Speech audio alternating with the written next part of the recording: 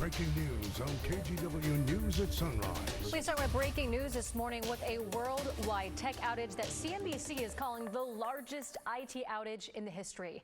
This outage is impacting businesses, airlines, and broadcasters like us all around the world. So here's what we know so far. This is affecting Microsoft users, with the earliest reports of problems in the afternoon from Australia and New Zealand. Several airlines have grounded flights, including American Airlines, Delta, and United, creating scenes of chaos at the airports like this one. And while Frontier Airlines was one of the first to ground flights, they have now lifted their ground stop and are resuming flights. Now, banks, hospitals, and some internet providers have also reported outages.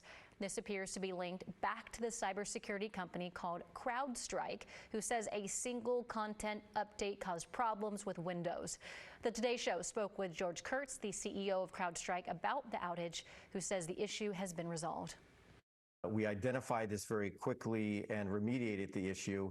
And as systems come back online, as they're rebooted, they're coming up and they're working. And now we are working with each and every customer to make sure that we can bring them back online. PDX has also been impacted by this outage. Their website has been down for hours, but it seems to be back open now. Our Thomas Schultz is live at PDX right now. Are you seeing any movement now? Yeah, China, we're starting to see some movement. We have people checking in bags at least, and they're saying, all right, if you're going to LAX, if you're going international, we want you in this specific line. I know you mentioned it a little while ago, but it is chaotic, but it's orderly to some extent at this point. Tensions are still bubbling over, though, as you would expect. There's a lot of frustration, not only with staff, but of course with those travelers, too, who just are left in the dark about what's to come, what's to be expected. Already, of course, being frustrated after sitting here for hours. We talked to several people who said, look, we're stuck at the airport. We tried to book a hotel. We tried to book a rental car. Couldn't do it because of the same problems that's affecting the airlines right now. We also spoke to a family, and one guy in particular who told us they actually drove down from Seattle, and it's just been a long, long evening for them. So what happened? It's been very long, sitting in the car all day. Very long, very tiring too. Got like the last 24 hours, I'd say 2-3 hours of sleep maximum. And I mean, that's been the sentiment out here all morning, not only with him, but other travelers too. It's just been really exhausting and frustrating, and people, like you're seeing right here, trying to figure out what's next and where to go and what to do next. China. It looks like it's all hands on deck out there. Thomas Schultz reporting live from PDX. We'll check back in with you in just a bit. In the meantime, during the final night of the Republican National Convention, former President Donald Trump spoke for the first time since Saturday's assassination attempt. The speech lasted for 93 minutes, which is the longest in convention history. NBC's Alice Barr has more from Milwaukee. A convention crescendo as former President Trump officially accepts his party's nomination, addressing passionate supporters for the first time since the attempted assassination against him just 5 days ago. I raised my right arm, looked at the thousands and thousands of people that were breathlessly waiting, and started shouting, "Fight, fight, fight." The former president pressing for unity in a speech rewritten after the attempt on his life. We rise together or we fall apart. I am running to be president for all of America, not half of America. But it soon shifted to rally mode with more divisive references to election cheaters and mass deportations of migrants. Former First Lady Melania Trump making a rare appearance. The Trump family sitting alongside new vice presidential nominee Ohio Senator J.D. Vance. The former president's son Eric sharing a personal view. I'm honored to be your son. In a moment of showmanship, famed WWE wrestler Hulk Hogan praising his longtime friend's strength. With our leader up there, my hero, that gladiator, we're going to bring America back together. The show of unity in stark contrast to the turmoil over President Biden's future at the top of the Democratic ticket. The new Republican running mates hoping to ride this night's energy through the final months of a presidential campaign like no other. The theme of this convention has been unity, and there's no question the Republican Party leaves here united. The question is how that translates across the country at a time of such divisive politics.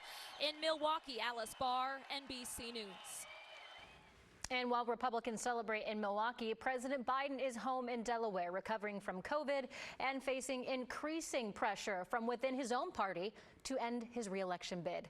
Yesterday, Montana Senator John Tester became the second senator to call on the president to step aside. Meantime, the New York Times is citing unnamed sources close to the president, saying Biden appears to accept that he may have to leave the race. The Washington Post also reporting that former House Speaker Nancy Pelosi believes the president can be persuaded fairly soon to exit the race. The Post continues on to say that former President Barack Obama has told allies in recent days that Biden's path to victory has greatly diminished. Publicly, the White House and President Biden, though, have not given any indication that he plans to reconsider running. Right back here at home, check this out. A Portland Museum of Art is giving visitors who are colorblind a new way to experience its galleries. Volunteers recently got to try on new Enchroma glasses. So these glasses have special optical filters that give those with color blindness the opportunity to glimpse an expanded range of vibrant colors, allowing them to see ones that they have difficulty seeing. It's actually the first time that anybody's ever really been concerned that and colorblind is a bit of a misnomer anyway. I see color even without the glasses, but the way that I see color is different than other people, and so I'm labeled as colorblind only because I'm in 10% of the population. The glasses are available for all visitors. The museum also has a new installation of tactile pieces called Sensing Art, designed to be accessible for blind and low vision visitors. Your time now is 6:07 on your Friday. Going to take a look at weather with Daisy Caballero. Hey, good morning, China. And yeah, happy Friday, everyone. We officially made it to the weekend, or at least one step closer to the weekend. And talking about this weekend, we are actually going to be seeing a slight warm up for both Saturday and into Sunday as well. That's all thanks to a ridge of high pressure that has just been building and will continue to build for at least these next few days. Giving you a live look at the Wells Fargo Skycam. The sun is up 62 degrees. Go outdoors, enjoy the cooler temperatures, because we are going to be warming up into the upper 80s to low 90s. 57 degrees right now, though, in Hillsborough. That's also the case down in Aurora. 55 degrees as we're looking at McMinnville, also holding those 50s for our coastal cities, with those 60s already for Pendleton, 61 degrees for Baker City, and also for John Day. Like I said, a warm-up is on the way. We're expected to hit those 70s up and down the I-5 corridor, maybe even 80s for parts here, including Salem. But check out the eastern portion of our state. They're going to be flirting with those triple-digit temperatures for today. And talking about tomorrow, like I said, that warm-up, we actually are issuing a weather impact alert day for parts of Saturday from noon on into the evening hours. 84 degrees by right about noon and 95 degrees by 5 o'clock. And unfortunately, we're not alone. Much of our region, much of central and eastern Oregon are either under a heat advisory or an excessive heat warning. Both of these will kick in at around 11 o'clock in the morning on Saturday and will be lasting, as you just saw there, all the way until Monday. Now, showing you really quickly on our Futurecast, not a lot going to be going on in our atmosphere for these next few days.